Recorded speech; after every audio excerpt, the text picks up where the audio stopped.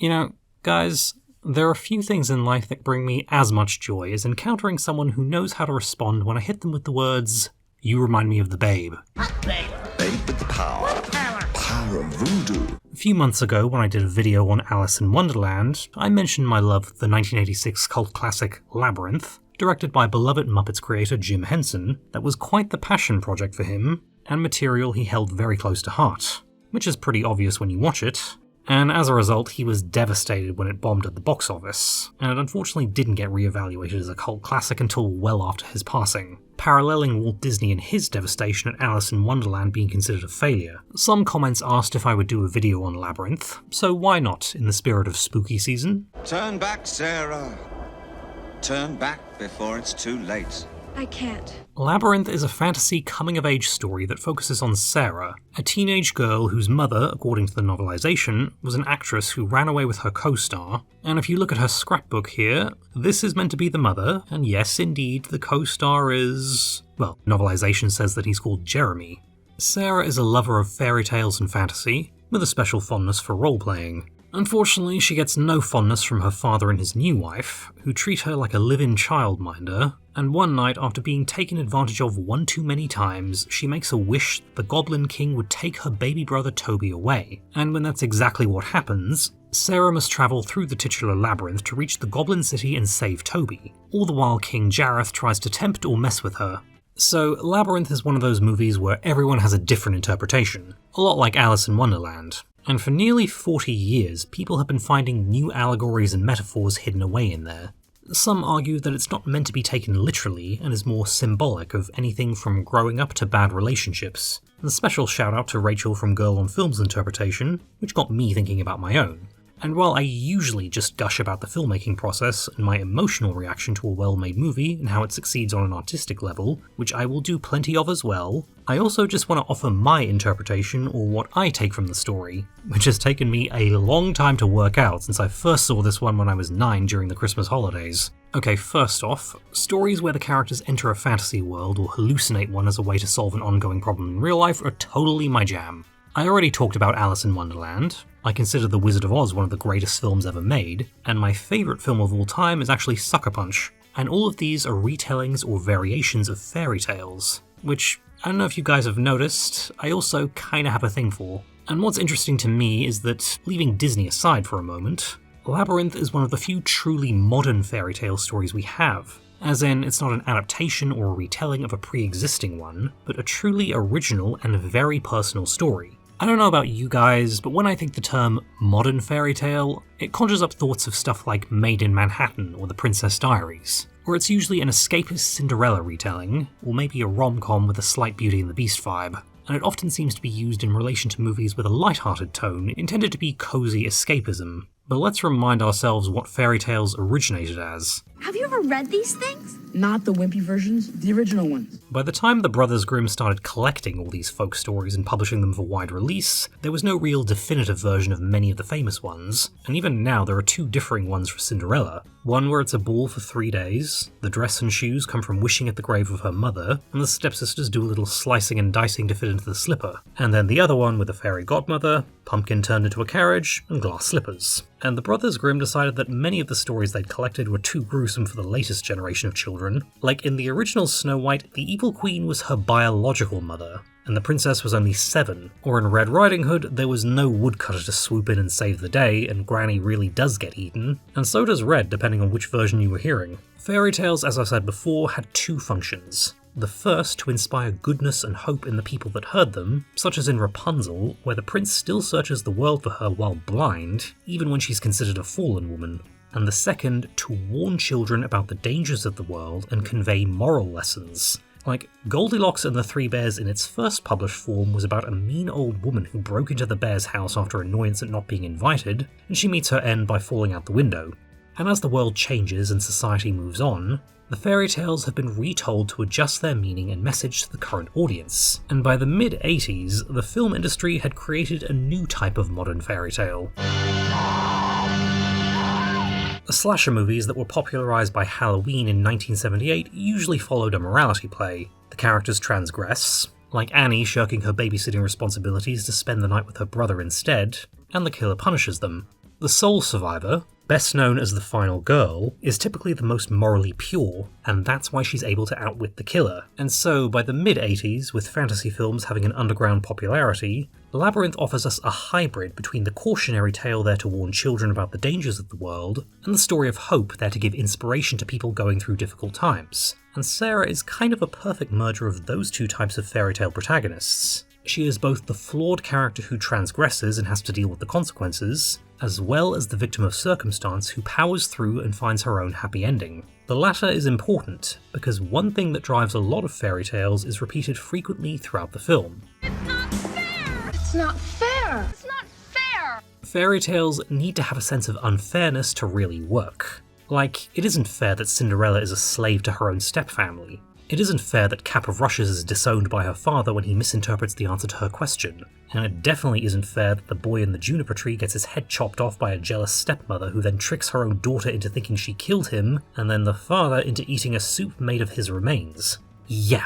And it isn't fair that Sarah's parents mistreat her, or that a wish said in the heat of the moment means that her baby brother is kidnapped by goblins. And that's the lesson Sarah has to learn. Sometimes life just isn't fair, and she can't do anything about it. She can't control that her parents take advantage of her lack of social life and expect her to babysit without asking. She can't control that her stepmother passive-aggressively shames her for not having a boyfriend and then deflects and plays victim when Sarah has a problem with this. She can't control that they violate her boundaries and take her things without asking to give to Toby. But she can control how she deals with them. The main conflict of the story is prompted by Sarah taking out her anger and frustration on the baby, the one person who hadn't done anything to her. And because she chose to do that, the goblins took him away, and now she has to deal with the consequences. She then has to apply this lesson to the labyrinth. It doesn't play by the rules she assumes it would, just like how in real life you unfortunately can't guarantee that everyone else will play fair. And a lot of the time you have to deal with the fallout of someone who chooses to look out for their own interests and F everyone else. So while you can't control whether others play fair or not, you can control whether you do. And sometimes a moral victory is its own reward. And a big part of growing up is just accepting that you have to play with the hand you've been dealt. It keeps changing. What am I supposed to do? Something I'm also appreciating more and more about the movie is that Sarah has to fix her own mess. The story lets her be held accountable for her own actions. There's no petting her head and reassuring her she did nothing wrong, or giving her an off-ramp by being like, "It's okay, poor wee lamb, you were just scared/angry." She's told, "This is the mess you made, so you have to clean it up yourself or face the consequences." And she has no adults with her either, teaching the lesson that eventually you'll end up in a situation where you'll be on your own, and there's only so much complaining about unfairness you can do before it's time to rise to the occasion. And that's what Sarah does. She learns fast and plays by Jareth's rules, with one of my favourite moments in the story being when she comes across two doors. One door will take her to the castle, and the other to certain death. One guard always tells the truth, and the other always lies. She doesn't know which is which, and she only gets to ask one question. So she comes up with the brilliant solution to ask one guard,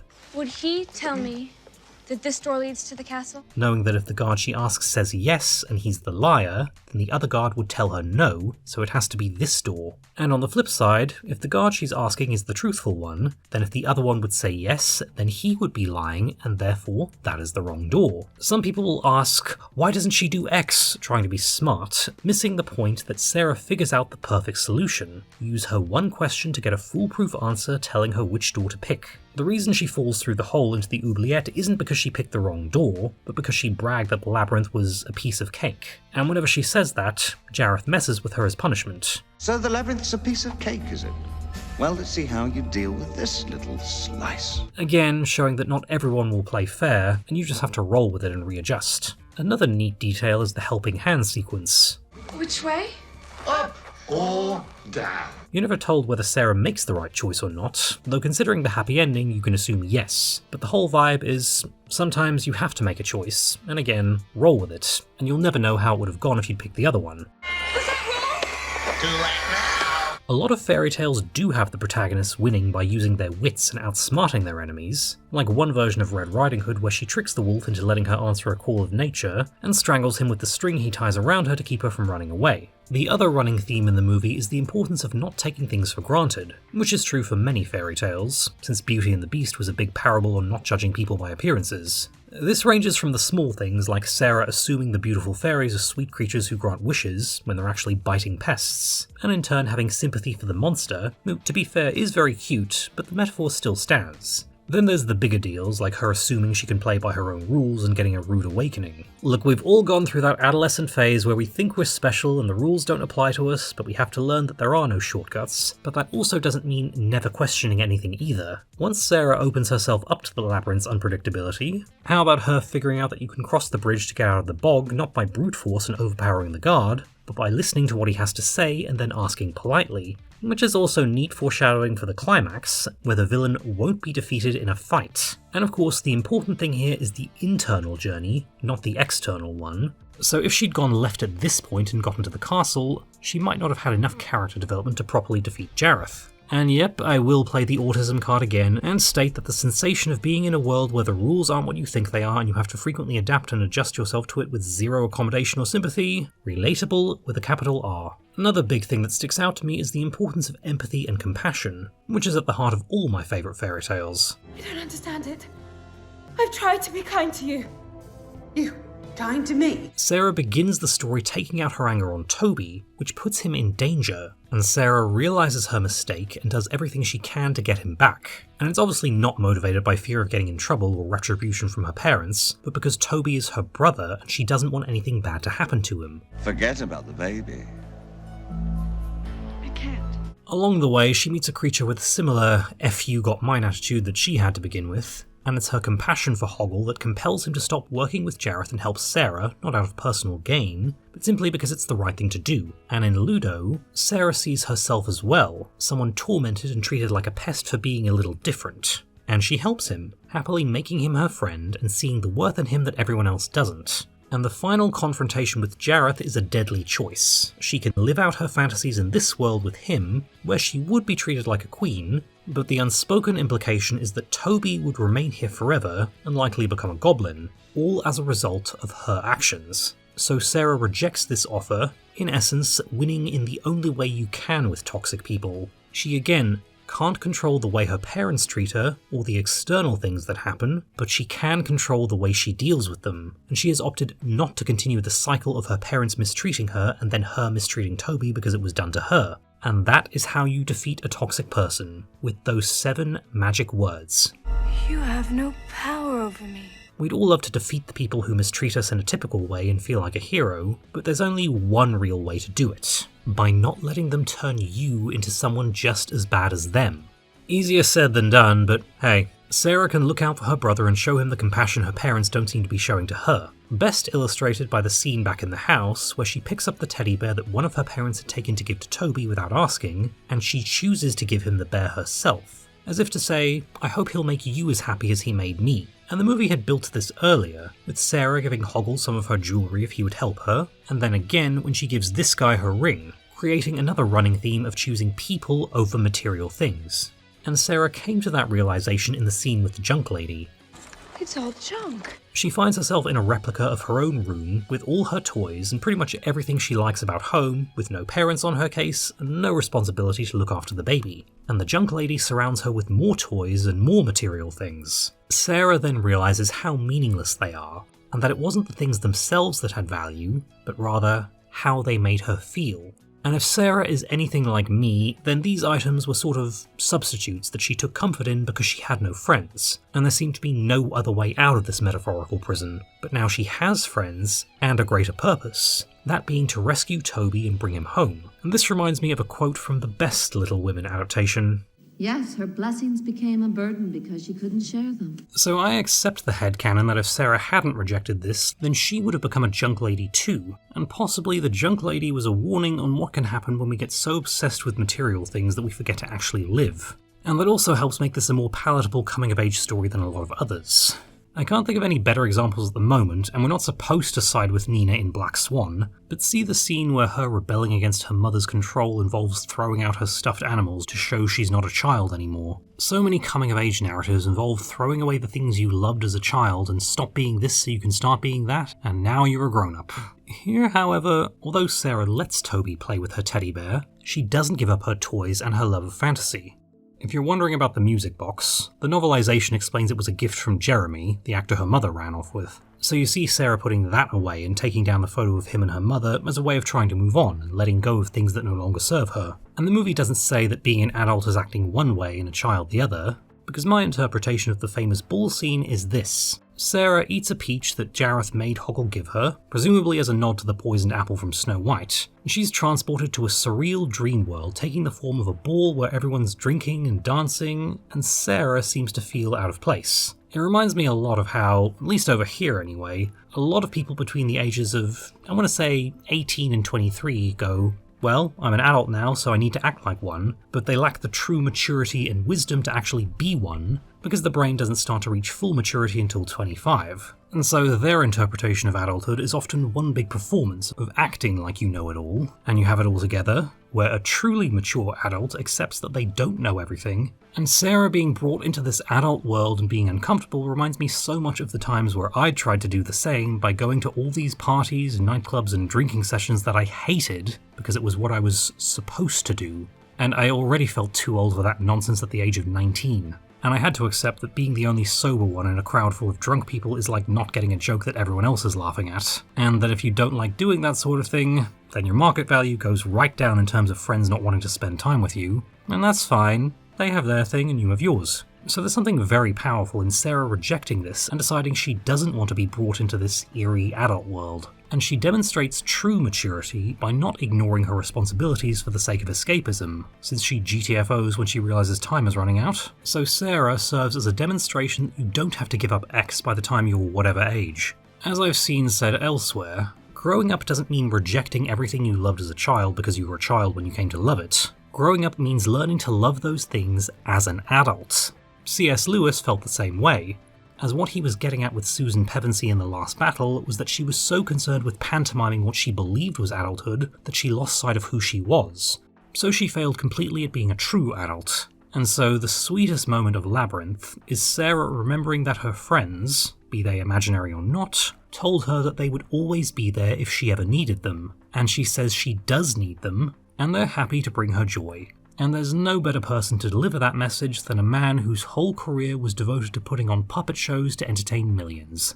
And even besides all that stuff, how great is this as a piece of filmmaking? I'm not sure why, but I used to hate the 80s vibe of anything with a passion, especially once the 2010s shoved enough 80s throwbacks onto us that I felt like I'd lived through the decade twice over. But now I can happily admit that the look of 80s fantasy films is everything. The sets for the Labyrinth, Jareth's castle, the ball, hell, even Sarah's home. Production design can tell you so much about character. And this house has columns on the porch, an archway once you get inside, and this big staircase, with everything telling you that younger Sarah probably roleplayed her princess and fairy tale fantasies everywhere here. Similar is her bedroom, where the first shot foreshadows everything that will happen in the movie, with a slow track across a miniature labyrinth and a plush of Sir Didymus, and then various fairy tale books that her adventure will nod to, up against a bookend of Hoggle. And we see that there's a figurine of Jareth on her dressing table, while Sarah has put on a crown and is about to put lipstick on, presumably to roleplay being a queen when her father interrupts her, foreshadowing. Jareth's castle also has a sequence homaging M.C. Escher's Relativity, and we see the painting hanging beside Sarah's bed. And who else loves the set design for the Labyrinth? I am here for physical sets and map paintings, as well as this nifty optical illusion. When I did a video on Alice in Wonderland, I mentioned how Labyrinth was one of the few live-action films that managed to convey a limitless dream world the same way animation did, and the mid-80s special effects enhanced the atmosphere, and should be seen as a feature, not a bug, with some top-quality puppetry, but that would be expected because, you know.